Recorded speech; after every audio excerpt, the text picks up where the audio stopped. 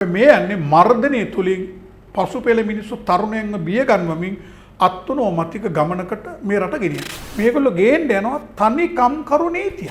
දැන් කොමිසම ස්වාධීනත්වය අහිමි කරනවා මිටිනේ සිල්ලම. පළවෙනි වතාවට මුතුරාජ වෙලා ගබඩාවින් ජනතාවගේ සල්ලි දෙලාගෙන ඩීසල් ලීටර් 19800 ඉන්ධන රථ වලින් නොරොච්චෝලට ගෙනිච්ච අර ගල් වල එන දූලි මේක නවත්තන්න ඒක තෙල් පොම්ප කරා. කළු කඩෙන් තෙල් ගන්න පළවෙනි වතාවට. බ්ලැක් මාකට් ගන්න එක. ලංකා ඉතිහාසෙ නෙමෙයි ලෝක ඉතිහාසෙත් වෙලා මේ ස්පොට් ටෙන්ඩර් කියන්නේ මුහුද මැද යනනවා කැරලා ගන්නවා කියන්නේ. ඒකෙන් පේනවනේ අපේ රටේ ජනතාව කොච්චර ඇඳුවා නෙමෙයි හුරා කරනවා. පාලකයා බීරියලිය වෙලා තියෙන තමන් පත් කරපු දූෂිතයන්ව රකින්නවා. හොඳට මතක තියාගන්න ත්‍රස්තවාදය නැති කරන්න අනදුන්නු ගෝඨාභය රාජපක්ෂ මහත්තයාට රට දාලා යන්න උනේ ඔය JVP න්‍යාය වලට වැඩ කරන්න කියලා.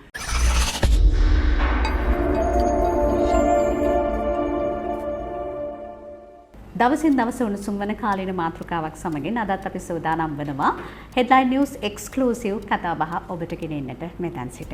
අද අපි ආරාධනා කළේ කාටද? වෘත්තීය සමිති කිව්වහම ලංකාවේ විවිධ ක්ෂේත්‍රවල වෘත්තීය සමිති ගණනාවක්ම ක්‍රියාවට නැංවෙනවා.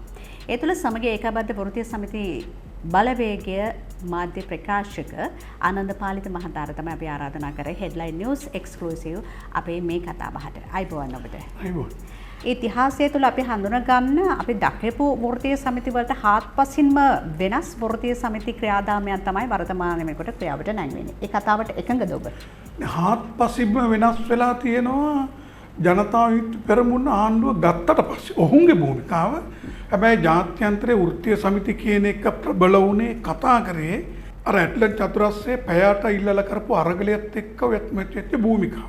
එතනින් පස්සේ තමයි කම්කරු අනපනත් ඇවිල්ලා කම්කරුවා කියන්නේ මේ රට වහලෙක් නෙමෙයි ආර්ථිකයේ පූර්ණ පුරකක් කියන එක. ඒ භූමිකාව ඉන්නවා. නමුත් මේ ආණ්ඩුව බලය ගන්න ඉස්සෙල්ලා කියපු කම්කරුවා සුරක්ෂිත කරමින් ආර්ථිකය වර්ධනය කිරීමට කතා කරපු සීළු දේ වෙනස් කරලා ඔවුන් මීට අවුරුදු 136කට උඩදී ආරම්භ කරපු ජීවිත පුදල පටන් ගත්තු කම්කරු අනපනත්තර ව්‍යාපාරේ ඔවුන් අද ආපහු වහල් යුගයකට ගෙනියනවා. දැන් එතකොට මේ ආණ්ඩුව විතරයි එහෙම කළේ අනිත් ආණ්ඩුව එහෙම කළේ නැද්ද? මේ වගේ ලිපිට දැන් අනිත් ආණ්ඩු කියන එක හිටියේ ප්‍රාග්ධනකරු සහ සේවකයා කියන දෙකනේ තිබෙන්නේ. මාක්ස්වාදී කියන්නේ ඕකනේ. දැන් මේගොල්ලෝ මාක්ස්වාදී කියන්නේ සේවකයා කියන්නේ ආයෝජක ගැටුමනේ. හැබැයි ඒකෙදි ධනවාදයේ මැද පන්තියේ මොහොන් තනි කරපෙන හිටියේ සේවකයා වෙන්නේ. සේවක පන්තිය වෙන්නේ. සේවක පාර්ශ්ව වෙන්නේ. පාර්ශ්ව කොතනකවත් ආයෝජකයා ප්‍රාග්ධන හිමිකරුවා. ඒ කියන්නේ පෙනී හිටියේ රජයේ සම්පත්තිය දෙවිත් පොදු දේපල්නේ. ඒක පෙන්නේ. දැන් මොහොන් ඊට එහා ගිහිල්ලා මේගොල්ලෝ ගේන්න යනවා තනි කම්කරු නීතියක්. ඒක බයංකාරද. ඒකයි මේ ආණ්ඩුව මේ මැයි දිනේදී ජනාධිපතිතුමා ඇතුළු මේ ආණ්ඩුවේ ප්‍රබලයෝ කොතනකවත් කම්කරු අයිතීන් වර්ධනය කිරීම කප්පාදු යලගම කතා නොකර අධිකරණයේ තිබෙන දේවල් කතා කරමින් අධිකරණයත් මොට කරමින් ඔවුන් කතා කරේ. මැයි දිනේ නෙමෙයි ඔවුන් කරේ තමන්ගේ ගිලියන තමන් ජනතාවට වැඩගුණ දුන්න පොරොන්දු ඉටු කරන්න බැරුව ඒක මර්ධනය කියන එක නොකියා කියමින් අධිකරණ තීන්දුව ගැන කතා කරා. ඒ කියන්නේ අනිත් ආණ්ඩුවට වඩා මේ ආණ්ඩුව වැඩි කියලා ඔබ කියන්නේ ඔය කරන දේවල්. දැඩි දරුණුයි කියන එක අපි බය නැහැ. මොකද ඊට වැඩිය දරුණුයි කියන එක ජීවිතය පිටුවන්නේ ඒකට ඔට්ටුයි. හැබැයි මේ යන්නේ මර්ධනය තුලින් පසුපෙළ මිනිස්සු තරුණයන්ව බිය ගන්වමින් අත්නෝමතික ගමනකට මේ රට ගෙනියන. ඔබට ලොකු ඉතිහාසයක් තියෙනවද වෘත්තීය සමිති සමග සම්බන්ධ වෙලා වැඩ කරලා කොච්චර කාලයක්ද? ඔය ඇත්තම මම 1977 අගෝස්තු තමයි තෙල් සංස්ථාවට සම්බන්ධ වෙන්නේ. හැබැයි අවුරුදු 41ක් වෘත්තීය සමිති අධ්‍යක්ෂකීමත් ජාතික සේවක සංගමයත් මොකද ඉස්සෙල්ලා අපි එක්සත් ජාතික පක්ෂයේ ජාතික සේවක සංගමේ මම තෙල් සංස්ථාවට සමාගමේ එක වෙලාවක ලේකම් එක වෙලාවකට සභාපති සහකාර ඊළඟ මව් සංගමේ උපසංවිධායක කෘත්‍යාධිකාරී මණ්ඩල මේ ආකාර තනතුරු දැල්ලා ඇයි එක්සත් ජාතික පක්ෂයෙන් සමගි ජන බලවේගයට එන්නේ? එක්සත් ජාතික පක්ෂ සමගි ජන බලය හදනකොට මං ආවේ නෑ. මං හිටියේ වෘත්තීය සමිතිකාරයන්. හැබැයි එතන ඒ වෙලාවේ වෘත්තීය සමිතියකින් විය යුතු කාර්යයට ඉඩක් නැති වෙලාව. අන්න එතනදී පැහැදිලිව කියලා මං ඉවත් වුණා. නැත්තම් මම එක්සත් ජාතික පක්ෂෙන් සජ්ජපෙට එන්නම් වාලේ ආවේ නෑ. දිගටම හිටියා. නමුත් හොඳට පෙවුනා සේවකයාට මුහුණ දෙන්න ඉඩ දෙන්නේ නැහැ අයිතීන් වලට. එතෙන්දි කිව්වා හැබැයි ඒකත් දැන් ජාතික සේවක සංഘයේ දැන් ඉන්න සභාපතිතුමාටත් පැටලිලා තියෙනවා. ඒ බැරියර් තිබුණා. අපි කාටත් වෘත්තීය සමිති වශයෙන් පක්ෂ එක්ක ඉන්නවා. හැබැයි පක්ෂ න්‍යාය පත්‍රය නෙමෙයි. ජනතාවගේ වැඩබිමේ අයිතීන් වෙනුවෙන් පක්ෂයේ සමග සිටමින් සේවක අයිතීන් දීමට තමයි වෘත්තීය සමිති නියෝජනය කරන්නේ. ඒක අදත් කරනවා. එදා ඉඩ තිබුණේ නැතු වුණා. එතනදී එළියට ආවා. දැන් ඔබට ඉඩ ලැබෙනවා මේ දැන් ඉන්න තැන. පොද ඔබතුමාට පේනවනේ මැයි දිනේදී ගිය පාර මැයි දිනේදී සමගි ජන බලවේගයේ කරපු මැයි දිනේ ගැටලුවක් ආවා. මම ඒක ප්‍රසිද්ධිය විවේචනය කරා. ඊළඟට ගැටලුව ආවා විවේචනය කරා. හැබැයි පක්ෂ නායකතුමා සහ පක්ෂය අපි එළියට දාන්න ගියේ නෑ. මේ මැයි දිනේ කොච්චර වෙනසක්ද කියලා බලන්න. පෝය දිනක්. පෝය දිනක් වුණා උතුම් පෝය දිනක්. ඒ වෙසක් පෝය. ඒ වෙසක් පෝය තුල ආණ්ඩුව උත්සාහ කරා මේ වෙසක් පෝයේ හින්දා වෘත්තීය සමිතිය එළියට එන්නේ නැහැ කියලා ඒක උඩට ගන්න. හැබැයි උඩට ගන්නකොට කතා වෙලා සජිත් ප්‍රේමදාස මහත්මයා තීන්දුවක් ගත්තා නෑ අපි මේ දිනේ කරමු. මොකද එතුමාගේ තාත්තව ගහතුනේ නේ දිනේ.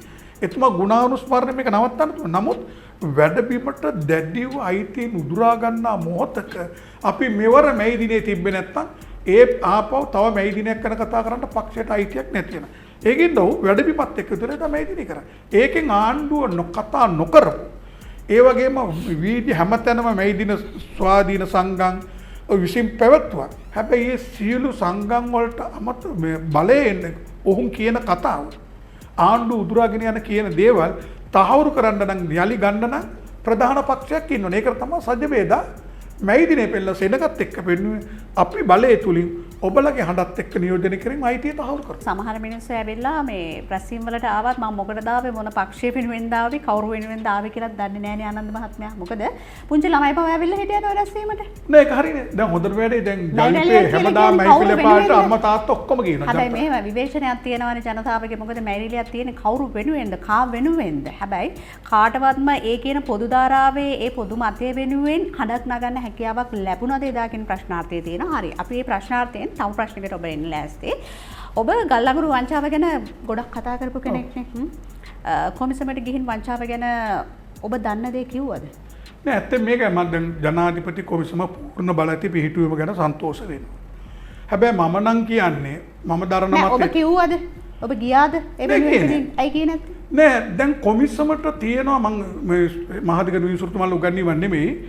මේ කොමිසමට පූර්ණ කරුණු තුනක් තියෙනවා ස්වාධීනව කටයුතු කරන. එක පාර්ලිමේන්තු ආංශික කමිටු වාර්තා. මහජන උපේතා කොමිසම වාර්තාව. ඊළඟට විගණාධිපති මේ වාර්තා තුන සිට කොමිසම ස්වාධීන අන්නේ එතනින් ගැටලු මතු වෙනවා නම් අනිත් පැත්ත කතා කරන්න. කොමිසම ස්වාධීන නැහැ කියලාද ඔබ කියන්නේ? නෑ නෙමෙයි. කොමිසම දැන් කොමිසම ස්වාධීනත්වය අහිමි කරනවා ටින්නේ සිල්ලම. මේ දිනේදී කියන මාස 3කින් කුමාර ජයකොඩි නිදහස් වෙනවා. අපි නිදොස්. ඇත්තෙන්ම වෙන්න ඕනේ කොමිසම පැවැත්වෙන නිත්‍ය කරුණකට. මේ සිදු වුණු ගල්ලඟුරු වංචාවක්ද නැද්ද? වංචාවක් කියන්නේ අපි වංචාව කියන වචනේ නෙමෙයි. මේ ගැටලුව නිසා ඉන්ධන මිල වැඩි වුණා. විදුලි මේ සියලු ජනතාවගේ අයිතින් මේ විදුලි මේ ඩොලර් එක 343ට යන්න එක් ප්‍රධාන හේතුවක් මේ බාල ගල්ලඟුරු ගෙනල්ලා ඒක ගෙනත් හෙලි කරද්දී ඒක නවතින්නේ නැතු දිගට ගෙනල්ලා ඒක වහගන්න ඉන්ධන පොම්ප කරලා ඒ ඉන්ධන තව ගන්න තව වැඩි මිලට ඉන්ධන අරන් අන්නේ සූත්‍ර දෙකක් ගල්ලඟුරු වංචාවයි ඉන්ධන ගෙන්වීම වංචාව දෙකට බද්ධයි. ඒකෙන්ද මේ කොමිසම පත් කරන්න තිබුණේ ජනාධිපතිතුමාට වර්තමානයේ ගල්ලඟුරු මිලදී ගැනීමේ දූෂණයක් වුණාද නැද්ද කියන හේවීමට පමණයි. හැබැයි දැන් මේක අතීතයට දාපුවම අර අල්ලස් කොමිසම වගේ අල්ලස් කොමිසමට වෙනම මේ ආණ්ඩුව වෙනම හොයන්නයි පරණේව දැම්මේ නැහැනේ. ඇත්තම රජයේ සත්භාවයක් නම් කොමිසමට නියෝගයක් දුන්නා නම් දැන් එනේවා වෙනම පැමිණිලි කරන්න ඒ ප්‍රයොරිටි වෙනම දුන්නා නම් කෙරෙනවා. ඒ කියන්නේ ඔබතුමා ওই පුළුල් විග්‍රහයක් තුල කියන්නේ කොමිසම පිළිබඳව ඔබට කිසිදු පැහැදීමක් නැහැ. ඒ නිසා ගියේ නැහැ. එහෙමද? නෑ ඇත්තෙන්ම යන්නේ මේක ජනාධිපතිතුමා පත් කරපු ක්‍රියාවලියේ අර මූලික අරමුණ මේ වෙලා තියෙන මුල්‍ය අවභාවිතය තුලින් රටේ ජනතාවට වෙලා තියෙන විපත ඒකට සනික ක්‍රියාමාර්ගයක් ගැනීමට මේ කොමිසමට නොහැකි වෙන්නේ පරණ දේවලුත් දැන් ගිහිල්ලා දාර ඒකෙන් පේනවා මේක අරමුණ මොකක්ද කියන එක ටිල්ලි සිල්ල මහත්තයා කිව්වා. හැබැයි ඒක තීරේව දැන් ජනාධිපති කොමිසමට පිළිගත් දේශපාලන පක්ෂවල පැමිණිලි කරලා තියෙනවා. මම හිතන්නේ කොමිසම මේ කටයුතු ආරම්භ ඉස්සලා ඒකට ක්‍රියාමාර්ගයක් ගත්තොත් මොකද මේක සේවයේ සිටින ශ්‍රේෂ්ඨාධිකරණ මහාධිකරණ විනිසුරුතුමාලා ඉන්නේ. මේක නම් මේ කරුණ නම් වාර්තා තුනක් තියෙනවා. වාර්තා තුන අනුව හරි විමර්ශනය කරන එතුමට හරි පහසුයි. වසන්ත සමරසිංහ අඩු ගානේ නීතිපති මේ විගණාධිපති බලන්තෙන් පියන් රස්සාවක් කරේ නැහැ උපදයක් ගත්තට එයා කොහොමද විගණාධිපති වාර්තාව පිළිගන්නේ නැහැ. එතකොට මේ කොමිසමට බලපෑම දැන් ආණ්ඩුවෙන් එල්ල කරනවා. ආණ්ඩුවෙන් දැනුත් කියනවා කුමාර ජයකොඩි වැරදක් කරලා නැහැ කියලා. කොමිසම පිහිටෙව්වට පස්සේ මේ විගණාධිපතිව පත් කරන්න කොච්චර කල් ගත්තද? ජනාධිපතිවරු තමන්ගේ ඕනම කෙනා පත් කරානේ. හැබැයි ඒ පත් කරලා යනකොට හිතුවද මේ වගේ දෙයක් වෙයි කියලා වුණානේ. හැබැයි මේගොල්ලෝ පත් කරේ මගේ පැත්තට ඒගොල්ලෝ මේ ආණ්ඩුව හිතනවා රජයේ අපි කියන විදිහට නිලධාරීන් ඉන්න ඕනේ.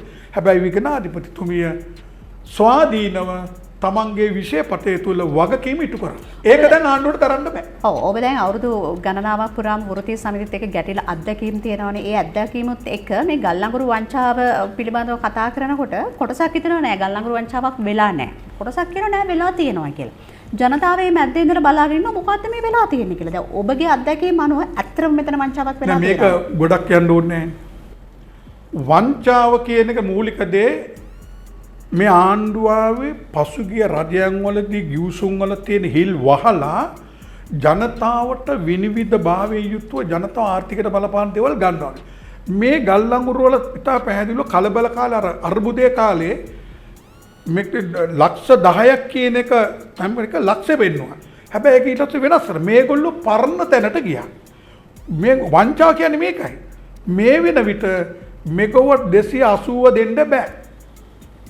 එතකොට ඒකට තමයි ඉන්ධනය මං තෙල් එකේ හින්දා කරුණු දන්න හින්දා තෙල් පොම්ප කරා. ඒ කියන්නේ නොරොච්චෝලේ ගල්ලංගුරු වලින් මේ විදුලිය නිපදවන තෙලුයි ගල්ලංගුරුයි දාලා හදන්නේ.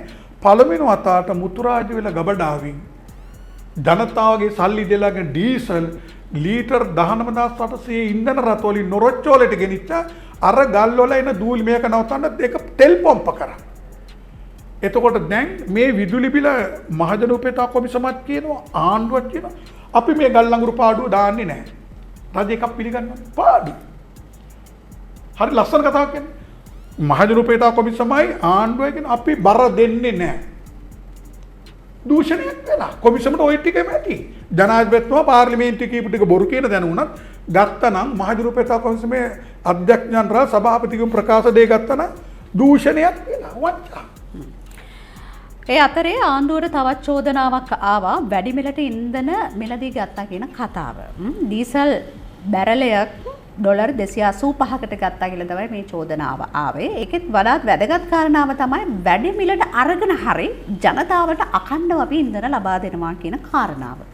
මේ ආණ්ඩුවේ මහ උදාහරණයට ගන්න ඕනේ වර්තමාන ජනාධිපතිතුමා. එතුමා බලය ගත්තේ ප්‍රීමියම් කතාවේ. ප්‍රීමියම් කියන එක අනිත් භාණ්ඩවලට තියෙන වැඩියෙන්ම ජනතාවට බලපාන ඉන්ධන වලට. එතුමා ලස්සන ප්‍රීමියම් එක කියන්නේ සූදුවක් වැඩි වෙනවා කියන්නේ හොරකම ගෙන්නන එකට හොඳයි ඔහුගේ සාක්කුවට වාසී ජනතාවට. මොකද්ද මේ වංචාව? මේ අර්බුදය එනකොට පෙබරවාරි 28 ගහනකොට මාසික ඉන්ධන ක්‍රමවේදය අනුව වැඩි වීම තමයි වැඩි කරන්නේ. හැබැයි ඒ සූත්‍රය සම්පූර්ණ ප්‍රතික්ෂේප කරපු ආණ්ඩුව. හැබැයි ඒ ප්‍රතික්ෂේප කරපු ආණ්ඩුවක් ඒ මොහොතේ වෙනකොට රුපියල් බිලියන 36.4ක සුද්ධ ලාභයක් රට තුල තෙල් 175ක් විකුණලා ලාභ තියෙන මොහොතක ඒ මොහොතේ ලෝක වෙළඳපොලේ ඉන්ධන වැඩි වෙච්ච නැති මොහොතක ඉන්ධන මිල වැඩි කරා 28.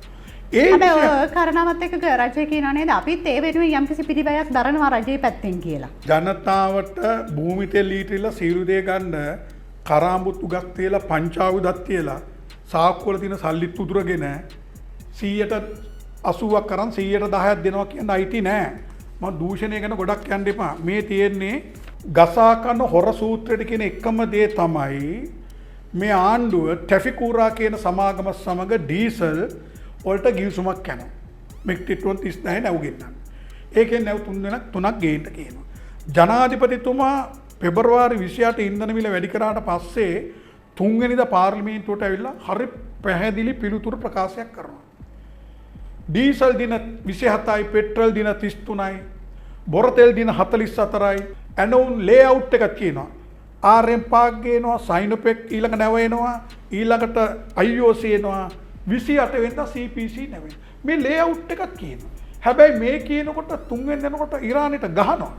ඕන ඇස් පේන්නේ නැති කෙනෙක් වුණත් රේඩියෝ එකක් අහලා තියෙනවා නම් හොඳට දන්නවා මැද පිරින්දික අර්බුදයක් නම් ගැටලු වෙනවා කියලා. හැබැයි ඒ තියෙනකොට මේ 28 වෙනිදා එන්න තියෙන මේ ලේඅවුට් එක කියන්නේ 3 වෙනිදා මාර්තු 28 එන්න තියෙන්නේ නැහැ කියනකොට ඒක දෙන්න බෑයි කියන ඒ සමාගම ගිවිසුම් ගත සමාගම. දෙන්න බෑ කියපුවාම අන්සොලිඩ් එක ටෙන්ඩර් කැදුව ස්පොට් නෙමෙයි ක්ෂණිකව දැම්ම ගත්ත කාගෙන්ද අර දෙන්න බෑ කියපු එක්කෙනාගෙන් ගන්නවා ඩොලර් 40. හැබැයි මේ මොහොත වෙනකොට මේ සමාගම මම මේ කියන්නේ මේ සමාගම එක්ක අපිට යපෙන්න ඕනේ මේ වගේ සමාගම් ගණනාවක් මේ එක ඩොකියුමන්ට් එකක්. මේ සමාගම ලෙනෝ කියන සමාගම මේක අපිට සමාගමේ නම වැදගත් නැහැ. ජනාධිපතික මේකන්ට අනුර කුමාර දිසානායක මහත්මයා සීළු දිනාට යවනවා ඩීසල් බැරල් එක ඩොලර් 10ට දෙන්නම් කියලා. ඒ විතරක් නෙමෙයි ආරක්ෂිත තැන්පතුවකුත් තියෙනවා. ලංකාවේ ඉන්න අදාළ සමාගම වෙනුවෙන් ඒ තානාපතිවරයාත් වග වෙනවා. ඊළඟට ඉන්නන ලෝඩ් කරන රටේ තානාපතිවරයාත් වග කියනවා කියනකොට මේකට උත්තර නොදී ඩොලර් 10කට අරකට උනේ ඩොලර් 4.8යි. ඒක දෙන්න බෑ කියනකොට මේ සමාගම ඉදිරිපත් වෙනවා එකක් නෙවෙයි අවුරුද්දක් යනකම් දෙන්නම් කියලා. ඒ කියන නොදී මෙන්න සභාපති ලියුමක් දෙනවා ජනාධිපති ලියන විදේශ ඇමතිට අපිට crude oil, furnace oil, auto diesel, petrol 92 jet A1 ගෙන්නන්න අපිට මැදිහත් වෙන්න කියලා. මේක වුණා විතරයි තව සමාගමක් ඉදිරිපත් වෙනවා බොරතෙල්. ලංකාවට අපේ පිරිපහදුරු සූත්‍ර ඉරානියෙන් බොරතෙල් එක දෙන්න ෆ්ලැට් රේට් ඒ කියන්නේ බොරතෙල් වල සම්මත මිලට බැරට අඩුවෙන් කියන්නේ බැරල් එකේ මිල නෙමෙයි ඒ වල ටොන් එකක. ඒකට අඩුවෙන් ඩොලර් 7ක් අඩුවෙන් දෙන්න ඉදිරිපත් වෙනවා. ඒ කියන්නේ අපේ පිරිපහදුවට ගැළපෙන ඒ සීලු ස්පෙක් ඔක්කොටම අනුකූලව. මේ පිළිබඳව කිසිදු කතාවක් නොකර මේ සභාපති ලිව්වට පස්සේ මොකද ජනාධිපතිය ඇතුළු කැබිනට් එක අනුමැතියක් දෙනවා කළු කඩෙන් තෙල් ගන්න පළවෙනි වතාවට බ්ලැක් මාකට් ගන්න එක. ලංකා ඉතිහාසෙ නෙමෙයි ලෝක ඉතිහාසෙත් වෙලා නැහැ. බ්ලැක් මාකට් කියන්නේ ඒගොල්ලෝ කියන මුහුද මැදින් නැව් හරවල. ඔය වසන්ත සමරසිංහ කියනවා මම ඇමතිවරයා කියන්න කැමතිද දූෂිතයි කියන එක උච්ච මොකද වැඩ බිම වෙනින් හිටපු මිනිහා. තක්කෙට ගණන් කීපයක මේ ස්පොට් ටෙන්ඩර් කියන්නේ මුහුද මැද යන නමක් හැරලා ගන්නවා කියන්නේ. ඒකෙන් පේනවනේ අපේ රටේ ජනතාව කොච්චර ඇඳුවනේ මේ හුරා කරනවා. මේ තියෙද්දි අර මේ ජනාධිපතිතුමා පාර්ලිමේන්තුවට කියන එක නැවක් සිංගල් නැවක් අපිට බොරතෙල් එන්න තිබුණා. ඒක පොඩි ප්‍රශ්නයක් කියලා. සිංගල් කියලා හංගල කියන්නේ සිංගල් කියන්නේ ස්පොට් ටෙන්ඩර්. ස්පොට් ටෙන්ඩර් කියන්නේ ටර්ම් කොන්ට්‍රැක්ට් කියන්නේ නෙමෙයි. බොරතෙල් ටර්ම් කොන්ට්‍රැක්ට් එකට ගන්නේ. ඒ බෑයි කියලා මේ සමාගම ඩොලර් 7ක් අඩුවෙන් දෙන්නම් කියපුවම බෑයි කියපු සමාගමෙන් ගන්නවා බොරතෙල්.